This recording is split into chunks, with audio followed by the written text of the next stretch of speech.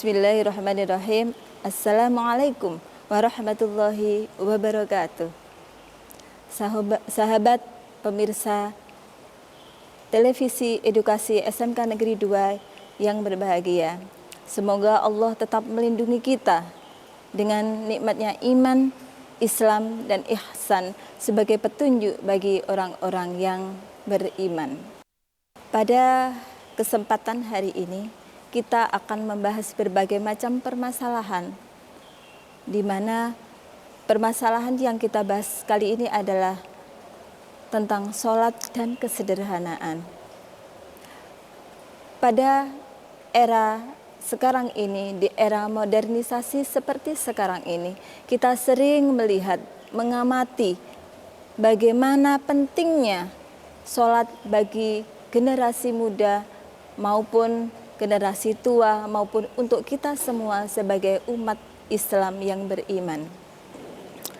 Sebagaimana Allah telah menjelaskan di dalam Al-Quran bahwa sholat itu adalah tiangnya agama, maka secara otomatis manakala agama kita roboh, maka sholat kita juga akan terbengkalai. Nah, oleh karena itu generasi muda, mari kita bersama-sama berusaha untuk menjaga sholat kita dalam kehidupan sehari-hari. Seberapa penting sholat itu bagi kehidupan, maka akan kita bahas dalam pembahasan kita kali ini. Pertanyaan yang sering muncul di benak kita tentang menjaga sholat itu merupakan suatu kewajiban. Kalangan umum, orang berpendapat bahwa sholat itu merupakan suatu kewajiban. Namun, kalau kita pahami secara detail, sholat itu merupakan suatu kebutuhan kita. Antum semua mungkin membutuhkan sholat. Bahkan tidak mungkin, tapi sholat itu adalah suatu kebutuhan. Kebutuhan bagi kita sebagai umat Islam, di mana orang atau manusia itu membutuhkan dua hal dalam kehidupannya, yaitu kebutuhan jasmani dan kebutuhan rohani. Kebutuhan jasmani yang kita perlukan yang pertama adalah berupa makanan. Makanan yang kita makan, makanan yang kita makanan atau minuman yang kita makan setiap hari itu merupakan kebutuhan jasmani kita. Di mana kebutuhan jasmani ini harus diiringi, harus dibarengi dan diimbangi dengan kebutuhan rohani.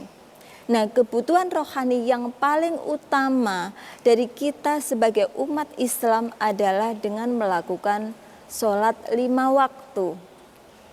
Nah, di mana ketika kita melakukan sholat 5 waktu, secara otomatis seluruh organ tubuh kita tergerak untuk mendekatkan diri kepada Khalik, mendekatkan diri kita kepada Allah.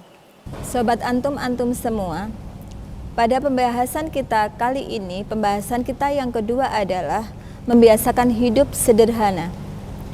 Di mana pembiasaan hidup sederhana ini akan bisa kita mulai dari sisi terkecil, yaitu dari sisi keluarga. Kita semuanya memiliki orang tua, kita semuanya memiliki ayah, memiliki bunda, di mana ayah bunda ini nantilah yang akan membentuk kita, generasi muda, menjadi orang-orang yang bisa hidup sederhana. Ketika kita melihat keluar sana, kita sering melihat gaya hidup generasi muda sekarang yang lebih condong pada bermewah-mewahan atau mungkin berlebih-lebihan lah. Di mana ditegaskan di dalam salah satu dalil nakli, innal mubadzirina kanu ikhwana syayatin wa kana syaitanu li rabbih kafur. Innal mubadzirina, sesungguhnya Allah itu tidak menyukai perilaku mubadzir, dan sesungguhnya mubadzir itu mendekatkan diri pada perbuatan syaitan. Nah, perlu kita pahami bahwa ketika kita terbiasa dengan hidup yang berlebih-lebihan, maka secara otomatis di situ akan membentuk satu tamak atau iri hati, di mana ketika melihat orang lain itu mendapatkan nikmat berlebih. Contoh saja kita lihat teman kita punya mobil, kita masih punya sepeda, maka badan kita bisa terasa panas dingin melihat teman kita, temanku sudah bawa mobil, aku masih pakai sepeda motor. Maka yang terlihat di situ muncul rasa iri hati, iri dengki. Nah, munculnya rasa iri hati, iri dengki ini secara otomatis akan mewarnai diri kita sebagai seorang manusia, bahwa kita sudah tidak bisa hidup sederhana. Akan membentuk jiwa kita menjadi jiwa-jiwa yang tamak, di mana tidak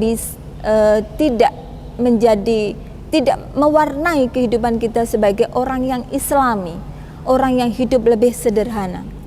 Yang kedua, kita sebagai umat manusia harus mudah bersyukur. Oke, dari dua materi yang saya jelaskan tadi, marilah kita bersama-sama menjaga sholat 5 waktu dan membiasakan hidup dengan penuh kesederhanaan. Demikian kultum yang bisa saya sampaikan di pagi hari ini. Semoga bermanfaat untuk antum-antum semua. Sekian, billahi taufiq wal hidayah. Wassalamualaikum warahmatullahi wabarakatuh.